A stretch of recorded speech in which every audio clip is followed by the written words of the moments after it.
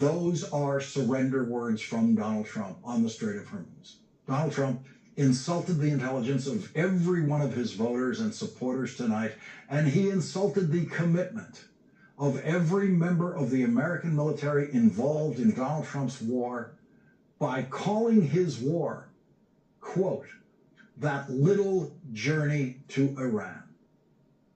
No president of the United States in our history has ever demeaned military service in war by calling a war a little journey.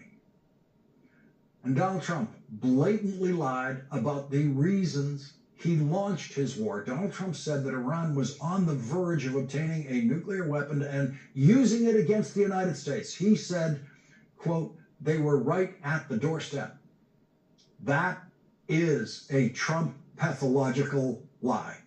Iran was not close to being able to manufacture a nuclear weapon, according to intelligence officials.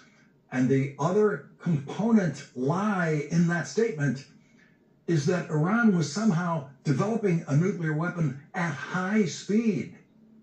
Iran has been working on the possibility of obtaining a nuclear weapon slower than any country in history that has actually obtained a nuclear weapon. The last country known to have developed a nuclear weapon was Pakistan, which did it in complete secrecy without any intelligence agency in the world knowing how close Pakistan was to developing a nuclear weapon until they did a nuclear weapons test in a mountain range. Then the world discovered it. Donald Trump spent 19 minutes saying nothing that he has not already said.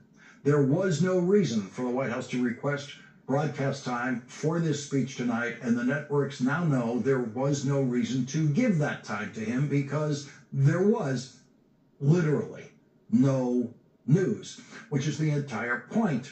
News of giving the president time on networks to address the nation.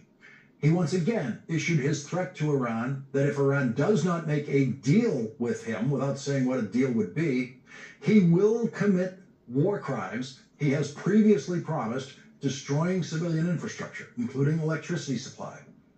But he also promised Americans and the people of Iran that his war in Iran would be over in the next 2 or 3 weeks. All the breathless media coverage of the possibility of what the press likes to call boots on the ground was proved to be utterly pointless tonight when Donald Trump made it very clear that all of his troop movements, which he never even mentioned tonight, have just been phony stunts with no intention of actually giving those troops a mission or an objective in his war in Iran.